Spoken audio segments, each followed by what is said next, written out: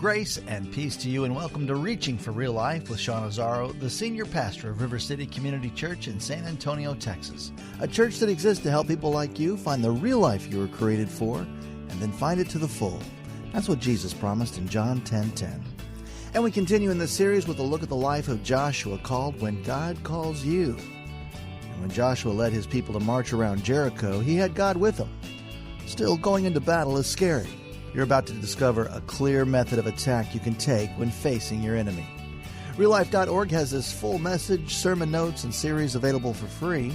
But if you feel led to bless this listener-supported radio ministry, then please do. There's a place to give also right there at RealLife.org. Pastor Sean's now in Joshua chapter 5 and 6. The message today is called Going to War. It's time for Reaching for Real Life Radio. We've seen Joshua had to step up and replace Moses, and what a daunting, challenging thing that might be. But God assured him, Moses may be dead, but I'm going to be with you, Joshua. And we saw, a lot of things have changed for us. Moses may be dead in a lot of ways, but our God is alive and well. And that's just the truth. We saw that God created us to live in a land of promise. It's not enough to leave Egypt. We've got a thing that he's called us to be a part of, to live in.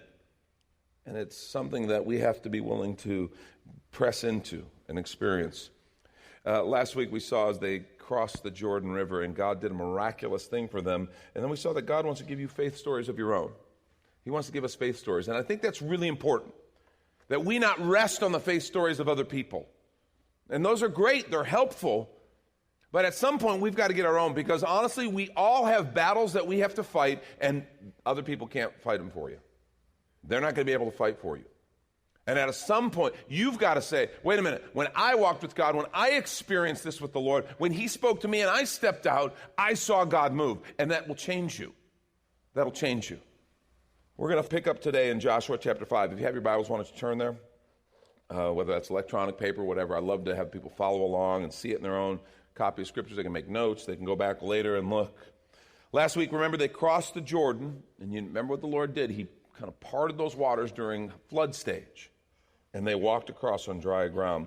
Well, in Joshua 5:1, right at the beginning of the chapter, we're told that all the Amorite kings who were west of the Jordan and the Canaanite kings, they heard about this, how the Lord had dried up the Jordan. And the phrase it uses, it says their hearts melted in fear, and they no longer had courage to face the Israelites.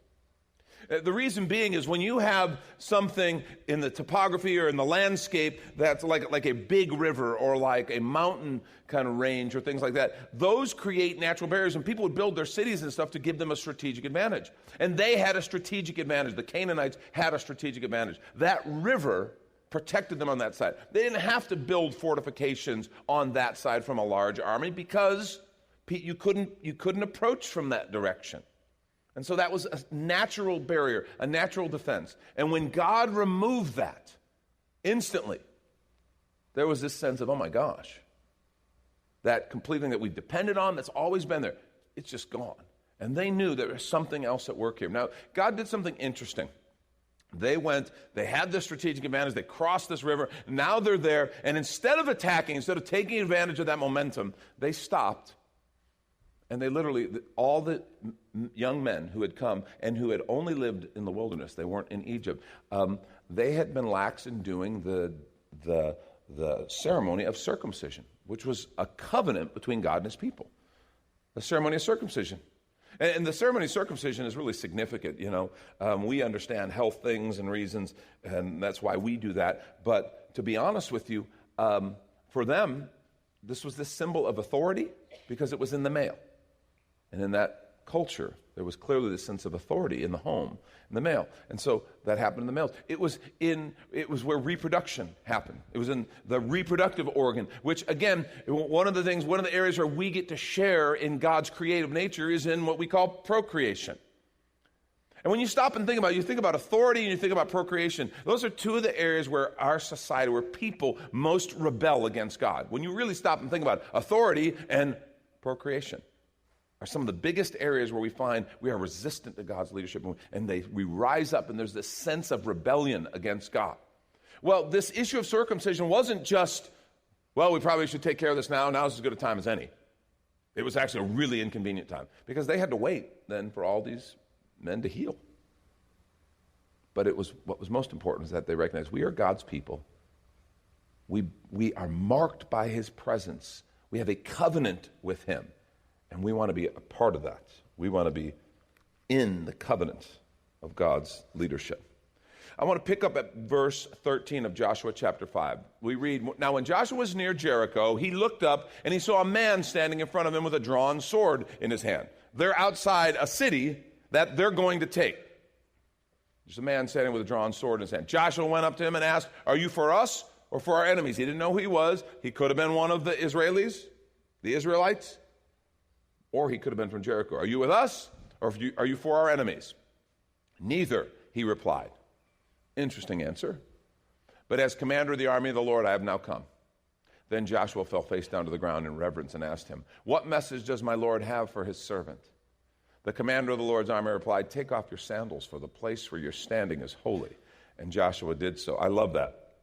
"Are you for us or our enemies?" "No." Don't. And then what makes it interesting is because he says, "I've come as the commander of the Lord's army." And you're like, wait a minute, we're God's people. You should be for us. Aren't you on our team? And he quickly realized that's the wrong question. We sit and think God's on our team, right? God's always on our team. That's the wrong question. Not is God on our team. Are we on God's team? Are we on God's team? Because this was a real point of communication to Joshua. He understood some things real quickly. 3 big realizations that happened at this encounter. One, you're going to war. This is war, okay? God showed up, and he didn't show up with a harp. He didn't show up just as a messenger, didn't show up kind of as an angel. He showed up as the commander of the Lord's army, and he was holding a sword. You are going to war. There are just times, folks, when we need to go to war. There are things that need to be stood up against. There are ground that needs to be taken. There are times when we have to stand up and go to war. And Joshua, it was crystal clear. You're going to war. The second realization is you're not alone. You're not alone. The commander of the Lord's army is here, which means the Lord's army is here. And that had to give Joshua great comfort and a sense of peace. The third thing is, okay, the first was you're in a war. Okay, you're going to war. The second was you're not alone. And the third realization, which is really important, is you're not in charge. Okay? You're not in charge. I'm coming to you not as a helper, not as your buddy. I'm coming to you as the commander of the army of the Lord. And Joshua got it and immediately bowed down in worship. He knew something bigger was happening here. And interestingly, I love this thing that he says. He says, "Take off your sandals, the place you're standing is holy." Joshua would have immediately remembered what the Lord said to Moses when he stood at a burning bush. Some people think because of this, that this is a manifestation of the Lord's presence, kind of a pre-incarnation of Jesus. Before Jesus came, that's who he came as. I don't know. There's speculation on that part. Because we know that lots of times angels appeared, messengers appeared, and they didn't say this. But in this case, just like he said to Moses before the burning bush, "Take off your sandals." Moses, he said, "Don't come any closer. Take off the sandals, for the place you're standing is holy ground." That was in Exodus 3. And what's interesting is it wasn't the ground that was holy. It wasn't the land that made it holy. It was the Lord's presence that made this ground holy. In other words, Joshua, you're at a different kind of juncture here. This is a God thing that's about to happen. You may have plans, you may have battle plans and strategies, but what he's learning right now is, Joshua, you're not in charge, and you now have to come and follow as a worshiper. And that's exactly what Joshua did. That brings us right up to chapter 6. We'll pick right up at verse 1. "Now the gates of Jericho were securely barred because of the Israelites. No one went in, and no one went out, and no one came in." They were terrified. They were terrified. Then the Lord said to Joshua, "See, I've delivered Jericho into your hands, along with its king and its fighting men. March around the city once with all the armed men. Do this for 6 days. Have 7 priests carry trumpets of ram's horns in front of the ark. On the 7th day, march around the city 7 times with the priests blowing the trumpets. When you hear them sound a long blast on the trumpets, have the whole army give a loud shout. Then the wall of the city will collapse, and the army will go up, everyone straight in." Okay, time out. That's the strategy. That's the plan. I mean, he's excited. The commander of the Lord's army is here, the creator of all things. And really, the priests, the trumpets, the shouting, that's our deal. That's what we're going to do. No kind of ladders, no plan to scale, the Lord's army coming down, swooping. This is it. I mean, obviously Joshua didn't say that. But this is a really unconventional way to take a city, a walled, fortified city. This is dangerous. It's risky. I mean, you're walking around that city. You do know these people are there. The city is fortified. They have spears, bow and arrows, rocks, weapons. This is risky. And yet it's what the Lord's plan was. So Joshua goes back to the others, and their obvious question is, what's the plan? Well, he tells them. So Joshua, son of Nun, called the priests and said to them, take up the Ark of the Covenant of the Lord, have 7 priests carry trumpets in front of it, and he ordered the army, advance, march around the city with an armed guard going ahead of the Ark of the Lord. When Joshua had spoken to the people, the 7 priests carrying the 7 trumpets before the Lord went forward, blowing their trumpets, and the Ark of the Lord's covenant followed them. The armed guard marched ahead of the priests who blew the trumpets, and the rear guard followed the ark. All this time the trumpets were sounding, but Joshua had commanded the army, do not give a war cry, do not raise your voices, do not say a word until the day I tell you to shout, then shout. Interesting. They're getting ready to go to battle, and he says, don't say anything until the day I tell you. In other words, we're in for the long haul here. Not until I tell you, which is like, okay, going to be later on as we advance. No. Until the day I tell you. That was the clue that this is going to go on for a while. So he had the Ark of the Lord carried around the city, circling it once. Then the army returned to the camp and spent the night there. What did they feel like? Well, that was good. Guys, feel like we made some progress? Excellent. Excellent. Joshua got up early the next morning, so the very first thing, and the priests took up the Ark of the Lord. The 7 priests carrying the 7 trumpets went forward, marching before the Ark of the Lord and blowing the trumpets. The armed men went ahead of them, and the rear guard followed the Ark of the Lord while the trumpets kept sounding. So on the second day, they marched around the city once and returned to the camp. They did this for 6 days. I mean, really. Okay, so after day 2, it's like, well, I guess. Day 3, okay. Day 4, are you kidding me? Day 5, I think we're just going to keep doing this I don't think this is doing anything. And they did it in the morning, so they're done like by noon, right? And then people got lots of time. And you know what people do when they have time? They're always supportive of plans that they don't understand. They had lots of time to just go, man, Joshua's so cool. This is awesome. No, there's people going, this guy's out of his mind. I guess, God's not showing up. When the ark went through the Jordan River, it parted. This isn't working. You know how human nature is. You know how we are. And there had to be that sense of, wow, Lord, I really hope you know what you're doing. You ever said that to God? I hope you know what you're doing. And then realized how stupid that was?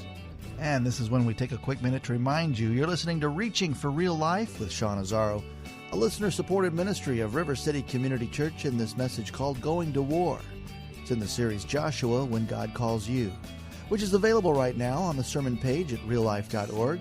And while you're there, if you've been blessed by this teaching, your gift of any amount helps this radio ministry continue to help others. Just find the Give tab at reallife.org. And Pastor Sean Azzaro, now an author, invites you to check out his brand new book. 302 Books, a division of Salem Media Group, presents A Pilgrim's Guide to the Spirit-Filled Life, Rediscovering the Gift of the Spirit, authored by Sean Azzaro, pastor of River City Community Church in San Antonio, Texas. Growing up in and around Pentecostal churches, I really learned to appreciate the role of the Spirit in the life of the believer.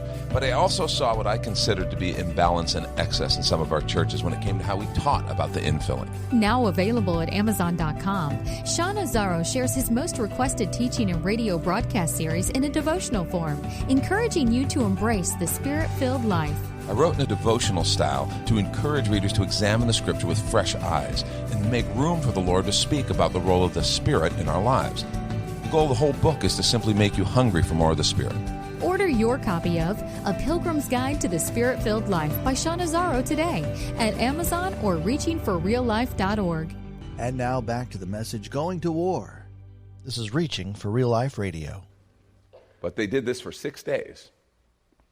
On the 7th day, they got up at daybreak and marched around the city 7 times in the same manner, except that on that day they circled the city 7 times. The 7th time around, when the priest sounded the trumpet blast, Joshua commanded the army, shout, for the Lord has given you the city. The city and all that is in it are to be devoted to the Lord. Interesting phrase. This was their first city, their first conquest. Everything in it was devoted to the Lord. Almost think the concept of the tithe. It belonged to the Lord. Later on, they could take spoils. But on this city, they were instructed, no, you don't. Only Rahab the prostitute and all who are with her in her house shall be spared, because she hid the spies we sent. You remember that Rahab, if you know the story, when the spies went in, Rahab actually approached them and said, we know God's given you the city. And so she hid them and she helped them. And because of that, she and all her household were going to be spared. But keep away from the devoted things so that you not bring about your own destruction by taking any of them. Otherwise, you'll make the camp of Israel liable to destruction and bring trouble on it. Here's the devoted things. All the silver and gold and the articles of bronze and iron are sacred to the Lord and must go into his treasury. When the trumpet sounded, the army shouted, and at the sound of the trumpet, when the men gave a loud shout, the wall collapsed. So everyone charged straight in, and they took the city. After all that, that's the description of the battle.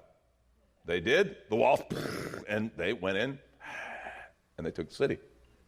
They devoted the city to the Lord and destroyed with the sword every living thing in it, men and women, young and old, cattle, sheep, and donkeys. We're told that they burned the city after that, burned it to the ground, and Joshua, under the Lord's instruction, declared a curse of the Lord on anyone who would try to rebuild that city. I mean, if we can get out of our kind of Joshua fought the battle of Jericho thing and our VeggieTale mindset, and we do, I could just start doing VeggieTale bits, but then I'd be lost. You'd lose me for the rest of the service. But you got to understand, this was war. Yes, it was unconventional, but then it just was hard. It was violent. People died. And you stop and go, isn't there some other way? God, you could have just snapped your fingers and made this happen. Isn't there some other way for this to happen? And I want to suggest Joshua learned something that I think we need to learn. Sometimes you just have to go to war. Really. Sometimes you have to go to war. God had a land of promise for them. He told them it was there. He led them there. He had promised them. But they had to fight. They had to fight for it. They had to take it. They had to get their hands dirty, and I think sometimes we do too. Sometimes we have to be the one. Sometimes you have to be the one who actually stands and goes to war for certain things that are right, certain things that are yours according to the Lord, certain things that we just should stand up for. You have to do it because you're the one who's being falsely accused. You're the one who's received the diagnosis. You're the one whose kids are under attack because we live in a culture that won't tolerate truth. You're the one whose marriage is under assault and maybe is barely hanging on. You're the one who has to fight. And we just have to stop and realize that. Sometimes we are called to step up and fight. But if we learn anything from this passage, it suggests the way we fight is different. The way we fight is different. Yes, we have battles. Yes, we have wars, so to speak, that we have to engage in. But we fight in a totally different way. In fact, in the New Testament, Paul wrote it this way, 2 Corinthians 10, 3 and 4. He said, "For though we live in the world, we do not wage war as the world does." The weapons we fight with are not weapons of the world. On the contrary, they have divine power to demolish strongholds. This might be one of the toughest parts because we've been trained in a world, all the friends around us, all the people around us, they'll give us advice, they'll coach us, they'll push us in the weapons of the world. But that's not how we fight. Scripture says, on the contrary, the weapons we have divine power to demolish, I love that word, demolish strongholds. When you stop and think about the passage we're reading in Joshua, it's like, that's what we're talking about. They have divine power to demolish strongholds, those places where they've been established, fortified, rooted, that need to be removed. See, sometimes you have to go to war, but the way we go to war is different. In fact, if you're taking notes, I want you to write this down. Here's the main point, big idea. God's strategy for warfare always requires focusing more on who's with you than who or what is against you. Let me say that again. God's strategy for warfare always requires focusing more on who's with you than who or what is against you.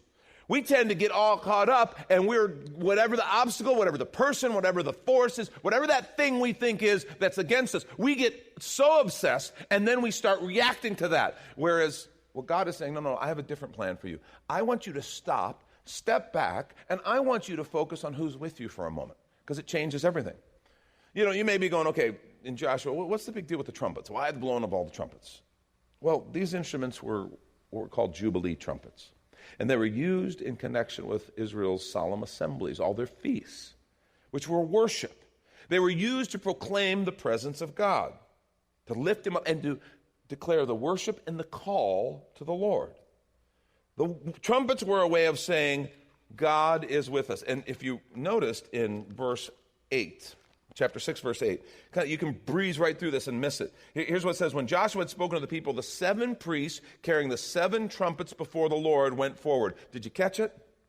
7 priests carrying 7 trumpets before the Lord. Not before the ark, not before the people, not before Jericho. They were doing what they were doing before the Lord. In other words, God was there. God was watching, and they were doing it for him. All of this was before the Lord. It was almost as though with that action, with that worship, when we are in the midst of warfare, when we're in the midst of adversity, and we stop and we start to worship and praise, and we start to remember our God is there, it changes everything.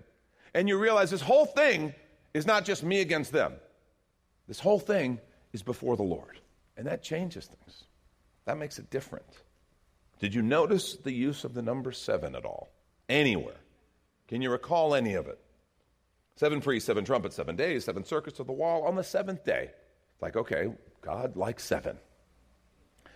Actually, 7 in the scripture often refers to completion. In fact, verse 1 is really interesting.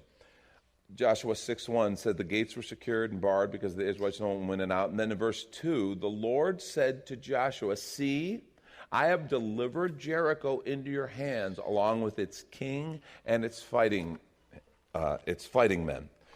And Joshua would hear the Lord say that, I've delivered it. It's done. And then he would look, and there's the city and the walls and the fortifications and the weapons. It's done. But it's still sitting there. It's done, but I don't have it yet.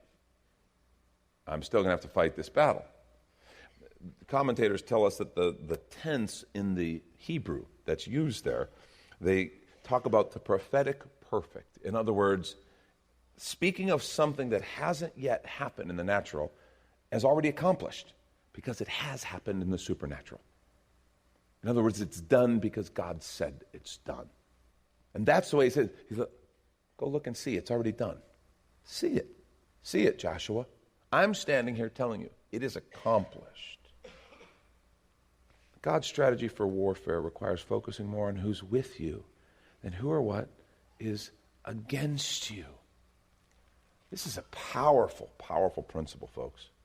God taught me this, and I would say maybe the most difficult, if not one of the most difficult times of my life, and clearly one of the most painful times of my life. It's 1984, and I was 22 years old, and no other way to say it except that I married the wrong person. I'm not talking about my wife, Lori, obviously. This was before Lori. I had dated this girl, thought I was in love, and against the counsel of a number of people who loved me and who I really trusted, I went ahead and moved forward in the relationship. Oh, we went to church together. We had Christian friends. But there was something wrong that others around me were able to see. I didn't want to admit it. Honestly, I probably saw it at times, but if you know me, I can get a little bit, when I focus in on something, I can be kind of... I'd said, of course, I don't typically quit easily. And so we got married. And within 8 months of our wedding, she began acting strange. Within 9 months, I discovered she was involved with someone at work. And at 10 months, she moved out. She wouldn't accept counsel. She wouldn't take phone calls from our Christian friends. She cut them all off. She cut all our pastors off. She cut everybody off. And she served me divorce papers. I have to tell you, I was in absolute shock. Here I was a Christian kid, I tried to follow Jesus, and this was something I didn't believe in, divorce. And yet here it was. It was served to me, and I didn't seem to have a choice. Friends tried to help. They were very supportive and encouraging. Some, after reading the papers and looking at the approach that they were taking, said, get a good lawyer. One friend, really wanting to protect me, suggested I sell him what little belongings I had and what little assets I had to ensure that I didn't lose them in a messy divorce. I considered this. I really did. But I prayed about it first. And let me just tell you, that's the one thing I did right in this whole deal. When you're up against it and you can't trust your judgment because you're hurt, you just want to get through it, you want it to go away, whatever, you just don't know what to do. One thing I did right is I stopped and I prayed about it. And I asked the Lord, and He made it clear I wasn't to do anything of the sort. I wasn't to try any tricks. I wasn't to try anything like that. I was to remain still, trust Him, and let Him fight this battle in His way. That's Pastor Sean Azzaro. You've been listening to Reaching for Real Life Radio. And if you'd like to hear this full message called Going to War in the series Joshua, When God Calls You, it's available right now on demand at reallife.org. And while you're there, we'd appreciate your feedback. You can leave us a note on our Contact Us page. Or even better, your financial gift helps this radio ministry continue. Find that Give tab at reallife.org. But of course, you're invited to visit and join us at River City Community Church, located on Lookout Road right behind Rotama Park, next to the Real Life Amphitheater. If you'd like to call the church, the number is 210-490-5262. As Reaching for Real Life Radio is a service of River City Community Church. We hope you join us again next time as you travel the road to real life.